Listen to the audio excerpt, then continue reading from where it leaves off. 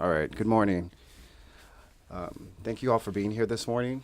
My name is Io Taylor, the Communications Director for Assemblymember Tony Thurmond.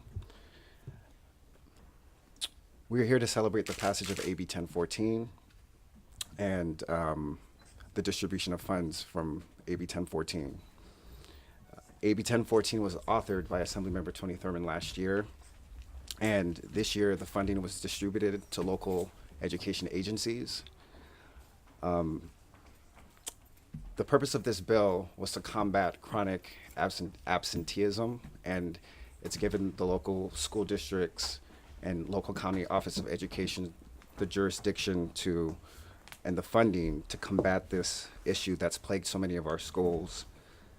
Assemblymember Tony Thurmond represents District 15, which stretches from Hercules to Oakland and the cities that are in between. Please join me in welcoming Assemblymember Tony Thurmond.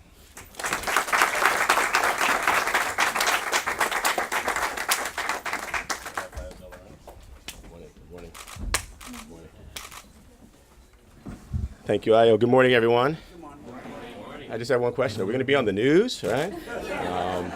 It's an honor to be joined by all of you. It's an honor to be joined by these young people today because this really is a bill about helping young people. It's great to be in this space, in this great city, Richmond, one of the great cities that I have the honor of representing in the 15th Assembly District, and in fact, the city that I represented when I served on the school board here for West Contra Costa from 2008 to 2012.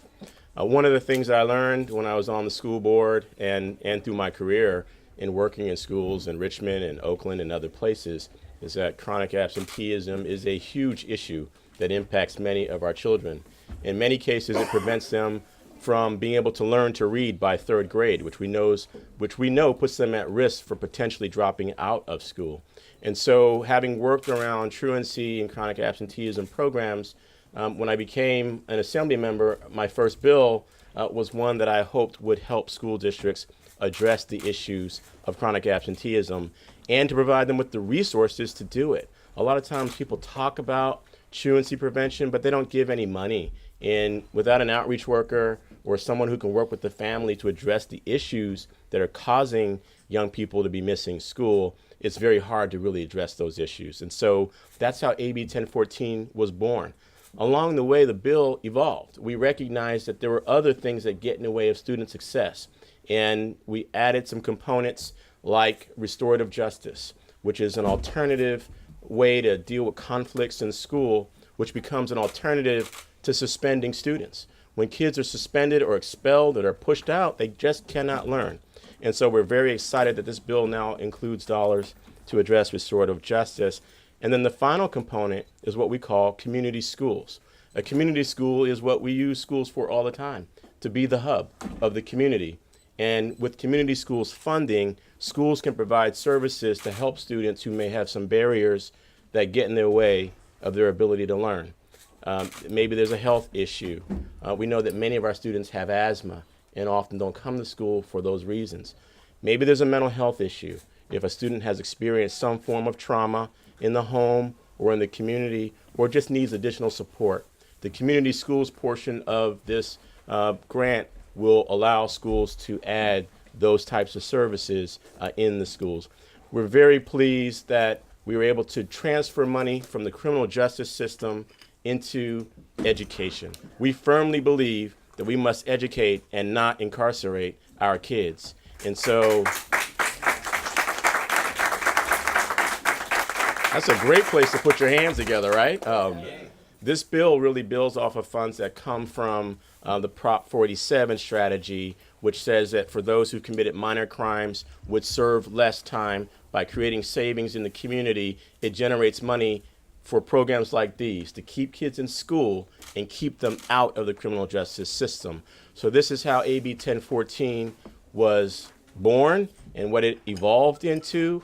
And along the way, we picked up some very important partners who you'll hear from today. You'll hear from two amazing school superintendents whose districts have received these funds, and they'll tell you about the great innovation that they're already doing and how they intend to use those funds. And then you'll hear from our state superintendent, who, as soon as the bill passed, he and his staff committed to doing the most important thing for our schools, get the money out on the streets, get the money in the hands of the schools so they can begin to do the work. And we're thankful for his leadership. And at this time, I'd like to recognize him to have a few remarks. Please welcome a good friend and colleague who's represented this area in the legislature and now is our top spokesperson for education, State Superintendent of Public Instruction, Tom Torlakson.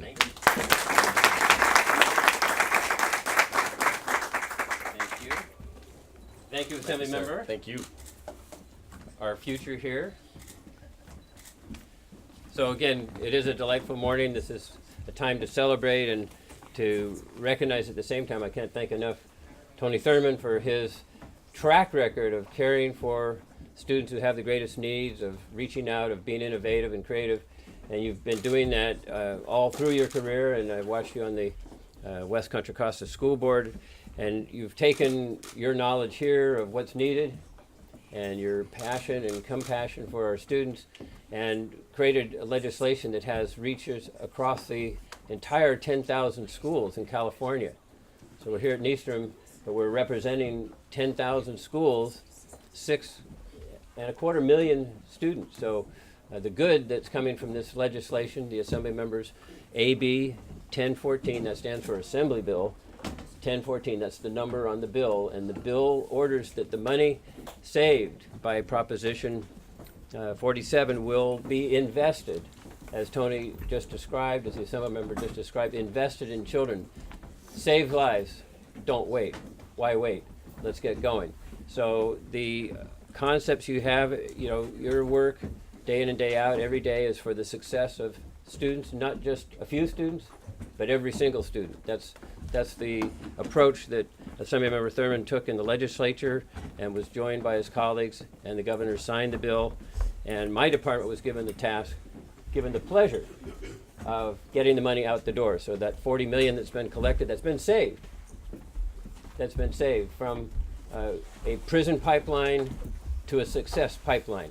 And that's what Tony Thurmond has created in this legislation. It's great to be at a school, great to be here at Nystrom. Principal James Allardyce, where are you? Just saying thank you for your leadership here. And Superintendent Duffy and Superintendent Monroe are both here from Contra Costa and Alameda, and just say thank you for your leadership and your passion.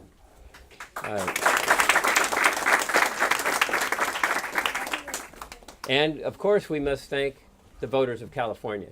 And the voters of California keep coming through because the teachers keep coming through, the classified keep coming through, the administrators keep coming through, because the parents keep coming through, because you, the students, keep coming through. The public in the last election passed Prop 51. That's $9 billion to invest in our schools and our facilities.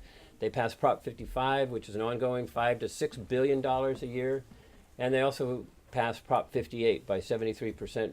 Voters in California said we want to invest in all of our kids, and dual language capability, bilingual skills is really important. So the public is saying yes, and then they voted for Prop 47 and gave this opportunity, created this opportunity that the Assembly member shaped. And he's absolutely right. We can have the best schools, the most wonderful and inspiring teachers, and the greatest equipment. But if you're not there, you're going to fall behind, and you're going to have loss of hope, despair, and run into trouble, run into drugs, run into gangs, staying away from school, not being able to succeed in your future dreams. So again, I can't thank enough what you're doing here for chronic absenteeism, for the community partnership that you talked about. We can see really strong investments in programs we know work to keep kids in schools and keep them excited about school. So thank you for the wisdom, Assembly member, for the foresight, and for the drive to get it done. Thank you so much.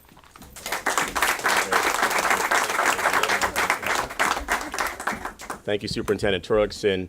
I should say that the bill allocated some $35 million to over 30 school districts and gave them up to the chance to earn up to $2 million. And so I want to thank the superintendent for his leadership in structuring the grant. It's one thing to pass a law.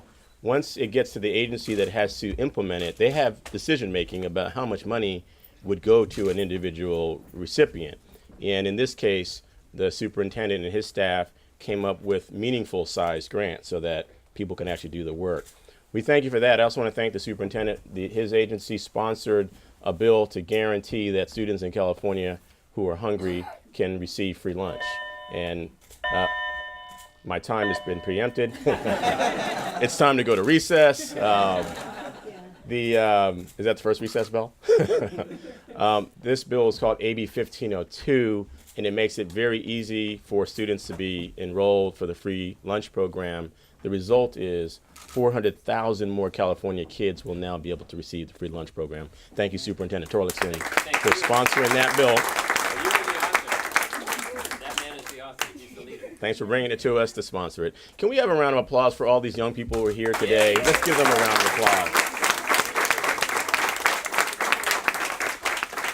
I know for a fact that school doesn't start here until August 21st because my kids go to school here and they're like, Dad, I'm not ready. And these young people could have been anywhere, and we thank you for being here and for being the future leaders and the future assembly members and future superintendents and who knows, governors and presidents, and thank you for being here today.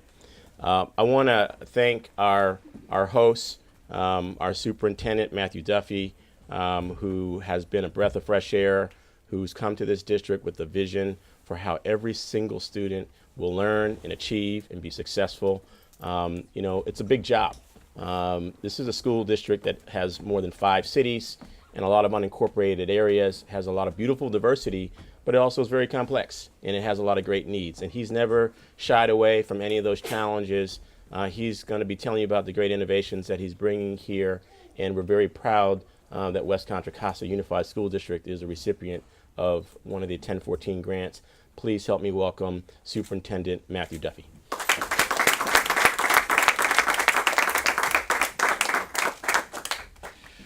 Good morning. Good morning. Good to see everybody. I want to thank Assemblymember Thurmond for his leadership on AB 1014 and hands-on support for the issues important to the families of this community. Also want to thank State Superintendent Tom Torlakson for his work on closing the achievement gap and providing educational opportunities to all students. Having this news conference at Nystrom Elementary School is fitting. This is an old school, first built in 1908, thanks to the generosity of John Nystrom, an early leader in the city of Richmond, who recognized the need for a school to serve the needs of the growing community. As the city of Richmond grew, Nystrom expanded to serve an ever-growing number of residents and was instrumental in educating the students who came with the wartime influx of residents at the nearby shipyards. By 1943, this school educated more than 2,800 students. Can you imagine an elementary school serving that many students? By all accounts, the school served its students well. So fast forward to the future, or to the present. The grant from the California Learning Communities for Success allows us to continue the community service focus that Principal Allardyce at Nystrom and Principal Burnham just down the street at Lincoln and other principals throughout the district have implemented at their schools. So we'll use the grant to fund our student assistant project to improve attendance rates, enhance student engagement, enhance students' sense of safety at school and connectedness, and reduce chronic and severe absenteeism, suspension, expulsion, and dropout rates. The project will leverage the district's current work and expand our multi-tiered system of supports and full-service community schools model to holistically address the needs and barriers to success in the school of our most vulnerable students, including low-income students, English learners, foster youth, African American, and other disadvantaged students. The project will provide, again, holistic, restorative, and trauma-informed services to target youth, while institutionalizing those practices better to serve all of our students district-wide. So our project really operates on 3 levels. 1, it's a district-wide project. 2, it's regional. And then 3, it's at specific schools. So district-wide, this grant allows us to fund a full-time school climate coordinator to provide school climate training and enhancements district-wide. This position will help us develop and monitor district-wide policy, protocol, and procedure related to school climate and truancy.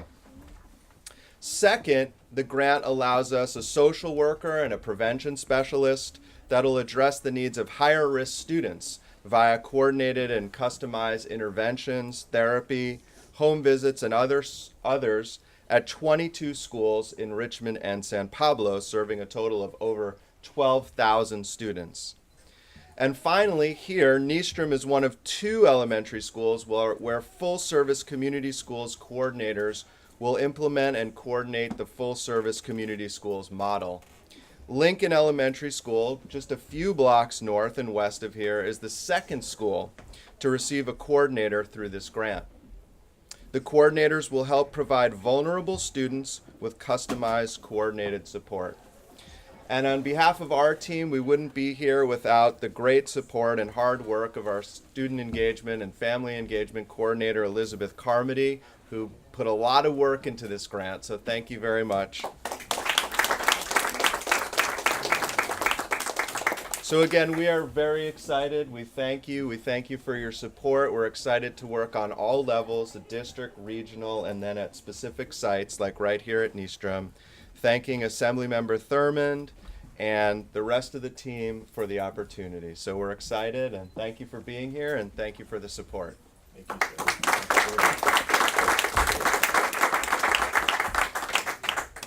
Thank you, Superintendent Duffy. Wanted to also acknowledge one of our partners, a sponsor of this bill was the Attorney General's office, and we have a representative here today on behalf of Attorney General Becerra. We have Sarat Atapit, who is here today, and want to acknowledge her. Thank you, and thank the Attorney General for leadership on this issue. There's also some community partners. When I was on the school board, there was a person who was almost a one-man army addressing truancy prevention in this district. He's fought to keep schools like Nystrom open. He fought to keep Kennedy High School open. And his name is Mike Parrots, and he's here. He's a longtime employee of this district, and just want to give him a shout out for being one of the leaders on truancy prevention in this district. And we've also had partnership with our teachers union here in the district, and we're joined by the president of the United Teachers of Richmond, Mr. Demetrio Gonzalez, is here as well. Thank you. As I mentioned, more than 30 school districts have received this grant, in addition to West Contra Costa, which received $1.9 million for their application. The Alameda County Office of Education also received a grant.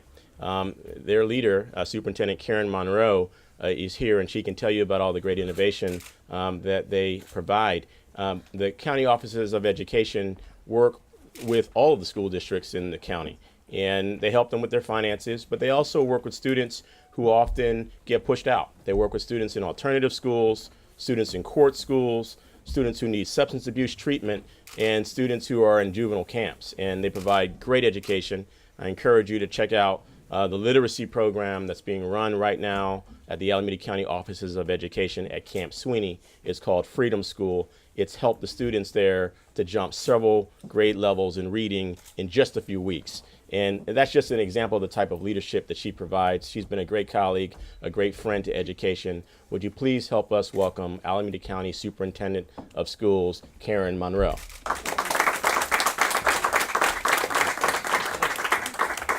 Well, good morning again, everyone. It's really nice to see the students, teachers, and community members here. What I'm really moved by as someone who used to be a teacher is the condition of this classroom a week before school. I can tell you I would not have been inviting you into my classroom a week before school started. It's a really beautiful space to learn in. So we're really excited about what the funds for AB 1214 mean to the Alameda County Office of Education. We're partnering specifically with 4 school districts as a consortium. Something I remember from being a school leader, a principal in Oakland Unified, one of the things you have to do as a principal is to make sure that all your students get to school, because they can't appreciate the learning that goes on in a beautiful room like this if they're not there, or if they're late. You miss a really important part of the day. So I would need to work with families to make sure that whatever was keeping them from coming to school, their children from coming to school, we were helping to solve that problem. And I knew as I was helping to parents and students solve those problems that we actually weren't getting to the root of the problem, that we could actually solve for maybe what was preventing a student from getting to school that day, but overall there were usually deeper issues that needed greater support. And I did not have the resources to make sure families had those supports. This particular funding is very exciting because of that. As you heard Assemblymember Thurmond say, we serve the students in juvenile hall and at Camp Sweeney, and we realize that a really important point of contact for students, a really important barrier to consider is truancy. So if we can make sure students are in school and are supported early, we have many fewer students that we're serving in our juvenile justice system. So I'm particularly grateful. We have nearly $2 million that is being split among 4 districts. The districts in Alameda County who are going to be receiving those funds are Livermore, Newark, Emeryville, Alameda Unified, as well as the county office. So that allows us to come together to put together some really critical strategies, hopefully innovative strategies that are going to get at the root causes for some of our students so that we'll see fewer incidences of truancy and students will have better access to school. Thank you again for coming out. I think our State Superintendent of Schools, Tom Torlakson, as well, who this was not, I don't envy the job his people had of trying to figure out how these funds would be disseminated. These are critical funds, and of course, everybody wants access to them. So they figured out a way of starting and awarding these funds that are going to make an incredible difference for a lot of students and parents and teachers. So thank you all so much, and I appreciate being invited. Yes, my name is Karen Monroe. I'm County Superintendent of Schools in Alameda County. Thank you.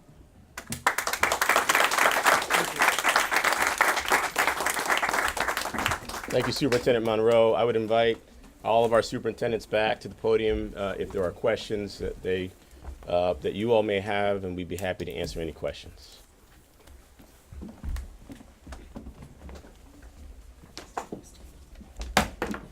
Any questions from the students? Anybody have any questions?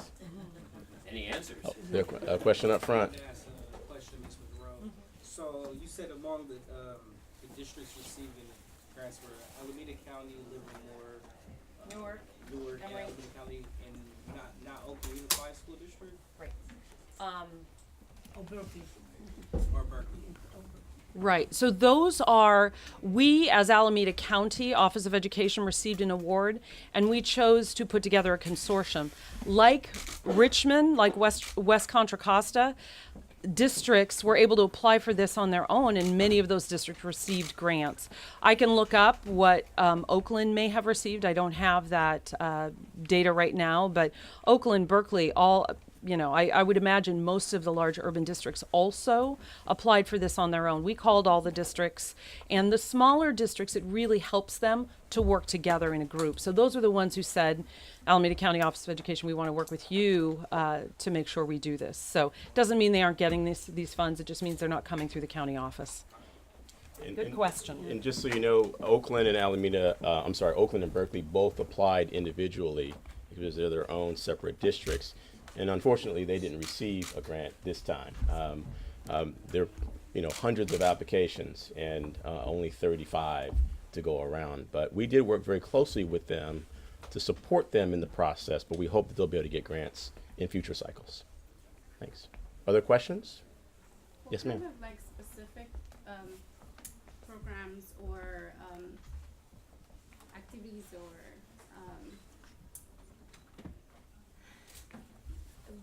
what kind of things are going to happen with this money? Yeah. Like specifically or? Sure. Mr. Duffy?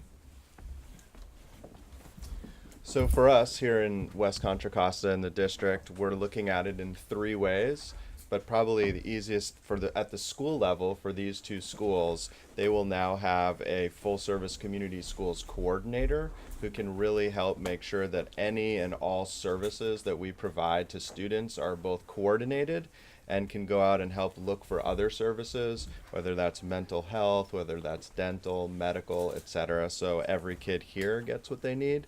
For us on the district level, it really helps us make sure that our policies and procedures around attendance, around school climate, are excellent, that we make sure we are trained up, all of us, in restorative practices and help our schools start to move to less punitive programs so we can keep our schools here. So we're looking at it in some different ways. Hope that's helpful.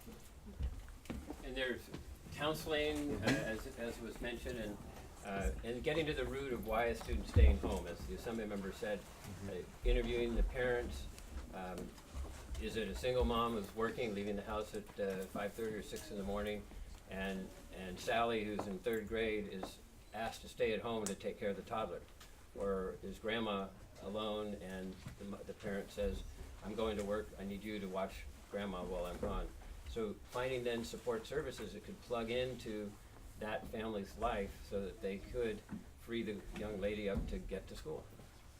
Every district was invited to define how they wanted to use the money in a way that made sense for them. We didn't want to, be top down and say you had to use it this way, so that every district could define it. The grants are going to pretty much every corner of the state. And so we're talking about 2 Bay Area districts, but there are districts in LA County, there are districts in the Valley, there are districts throughout the state, and their needs may be different. But what's usually typical, we see a very high level of absenteeism in grades kindergarten through 3rd grade throughout the state. And many times those are young people who miss more than 10% of school. And it's easy to fall behind on learning to read by 3rd grade. And so what we find is sometimes kids have asthma. And these funds can be used to help connect the family to an asthma resource, a health resource, to get treatment and support. Kids are homeless. We have districts in the state that have 15,000 homeless students. And so this grant was really built to try and get at all those kinds of things. In this very district, we once built a dental clinic to support students who wouldn't have access to a dentist. I don't know how you study for a test or do anything when you got a toothache. And these programs would allow schools to also draw down on more mental health dollars, Medi-Cal dollars to address health issues and mental health issues. So they really become a guidepost for any school to figure out what's getting in the way of our kids' success, and then what services can we put in place for them, whether it's a full-service community schools coordinator or a home visitor whose focus is just on attendance.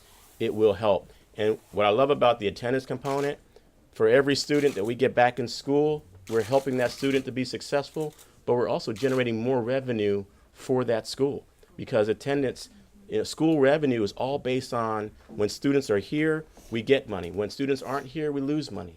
And so when we wrote this bill, we always knew that that was an opportunity to do a 2-for-1, help young people be successful and help districts generate more money from the state. And so that's a few examples of how the money can be used. Thank you. Sir. Those positions, I want to ask Superintendent Duffy, the positions that you funded, are these pilot, also Alameda County? The positions that you funded, are they ongoing positions or are they pilot positions that you think you, West Country Hospital Yes. funded 5 positions? We funded 5 positions, and they're for 3 years. So Yes. we've got this grant spread out over 3 years. And so it is something for us to look at over these 3 years. Hopefully those positions will make a significant difference, and we'll have 3 years to plan and determine how we can continue to fund those. Once again, are these positions, were they here last year? Oh no, they're totally brand new for Brand new, us. they're pilot Yes. positions. So, and these were some schools we knew needed additional support in terms of their coordination. And at the district level, we knew we needed some more support and resource to look at all of our schools. So these are 5 new positions to support the work. Thank you, sir. Yes, sir. To build on that, this is actually something that often happens with grants, that we get to hire new people for critical positions, but they can't always be sustained. So that's part of what we're looking at through this plan with the Alameda County Office of Education. As you may know, we oversee the LCAP plans, the local control and accountability plans, looking at having districts write in positions or supports for these things if they can't afford a position. So that this is an ongoing area of focus, and they're employing things that we learned from West Contra Costa, from the districts that we're serving, as best practices. So whether or not they're able to afford a person to do it, some of the strategies will become part of what they do ongoing. Great. Thank you.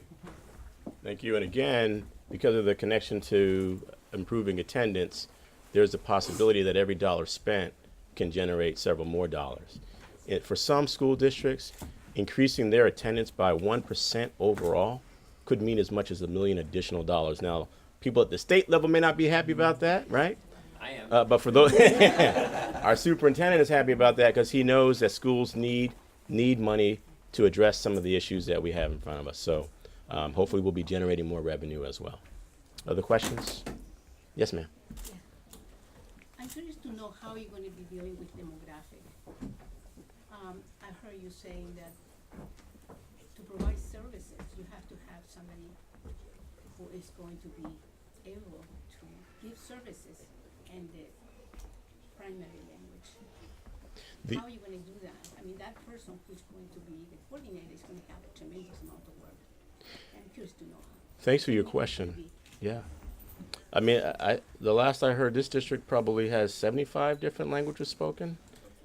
79 in Oakland. 79 in Oakland. And we are 58% of Spanish speaking in California, and we're 92% of Chinese. I work with demographics. I write children's book in many languages. The question was, how will we work with the various demographics in the various districts that receive a grant? And, you know, in my experience, many of these programs for many districts, they do have bilingual staff, staff who are trained and can deal and support families in a culturally competent way. And many times have staff who are from the community and have the experience and the know-how and the lived experience to be able to support. Every district calls it something different, but the goal is always to have staff who are either bilingual or staff who have the relevant cultural experience to support the diverse families served by a district. And if I may, Assemblymember, that be the goal, but it is a huge challenge statewide. The large Latino, large Spanish speaking only Spanish at home, that's a large group of students, about 1.25 million. And so we're working really hard to encourage young people to become teachers and to become bilingual. I recently met with the Secretary of Education for Mexico, and we're starting a binational teacher training program where they're sending teachers north to learn English to teach their students bilingually, and we're sending our teachers south and trying to increase the workforce. So we have a teacher shortage, and especially in the area of second languages, but we're trying to address it, and we invite young people to become teachers, to think about it now. Let's just start hiring them right now, right? This year, and start recruiting them right now. And this year, we put more money in the budget to support bilingual education. It was an increase. It's a good start, but we have more to do. Also, there are a number of bills that support teacher recruitment. As Superintendent Torlakson mentioned, we have a huge shortage for bilingual educators, special education, STEM educators. AB 169 by Mr. O'Donnell and myself would give scholarships to anybody who wants to become a teacher, and those scholarships prioritize those who would be bilingual, teach special education, and teach in education in areas that have diversity and a lot of socioeconomic needs. So we are working on ways to have a broad, diverse staff that's culturally competent and can work with all of our families. Thank you. Any other questions? Yes, sir. Sorry, one more question. Just kind of piggyback on what she asked. Who would there be like a third-party group to hold these districts accountable, or who would make who's to watch oversee? Ultimately, everybody in this room is part of team accountability, right? We need to, right? That is true. That is true. There are some paid staff through the Department of Education who have some responsibility for that, but I think through the experience of LCAP, I think what we've learned when we engage families in the process, and I think these two districts have done a really good job of engaging families and students in the process. This district has a youth commission. Alameda County Office of Education invites youth to be active in the school board meetings. By doing that, you create a kind of community accountability so that there's eyes on the street every single time something's happening to make sure that these dollars are being spent well. I'll give the superintendent an opportunity to talk a little bit more about the department's formal role, because that was written right into the grant. You had to talk about accountability. You had to talk about sustainability. And I'll give Superintendent Torlakson an opportunity to address that. But thank you for keeping us honest and keeping us in the keep it real space, that we have to always monitor spending and make sure that the dollars are reaching those that they're intended to serve. Thanks.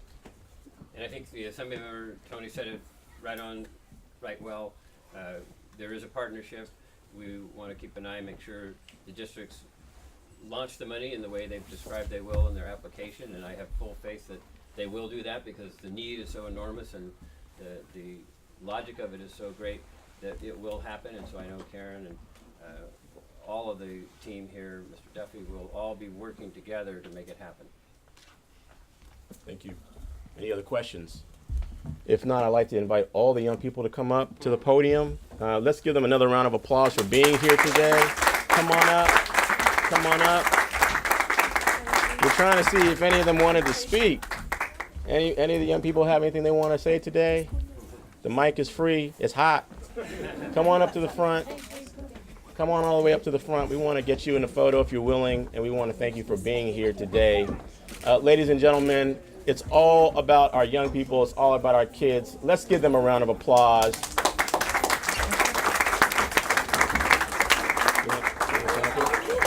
Hey, can I have some of you come over here on this side, fill it in a little bit? Thank you for being here. Thank you for believing in these districts, and thank you for believing in 1014. This concludes the formal part of our press conference. Thank you very Can we have much. a couple of comments sit down right here?